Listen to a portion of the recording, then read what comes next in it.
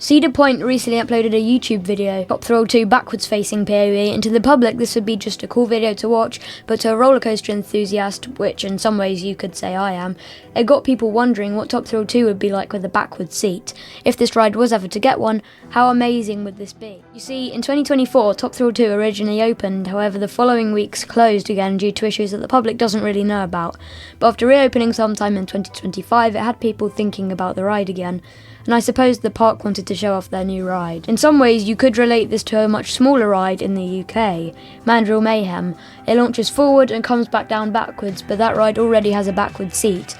You could say there's no reason for Top Thrill 2 to ever have a backward seat because it already goes backwards. Well, yes, that's true, but think of it like this. Whenever you're usually going forwards, you're going backwards, and whenever you're going backwards, you're going forwards, etc. So the forces and views that you would get would be completely new to all riders. Unlike Mandrill Mayhem, this would most likely be an upcharge similar to DC Rivals in Australia. By the way, I made a video similar to this one a few months ago about Hyperia, so if you do go on to enjoy this video, make sure you check out that one too.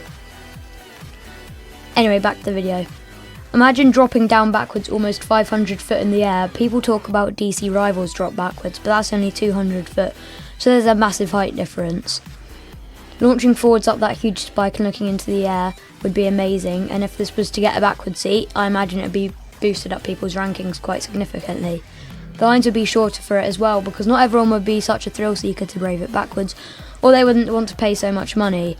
It's like this ride has been ignored recently because people are forgetting about it, so if you did enjoy this video, please be sure to subscribe. I'm on the way to 2,000 subscribers.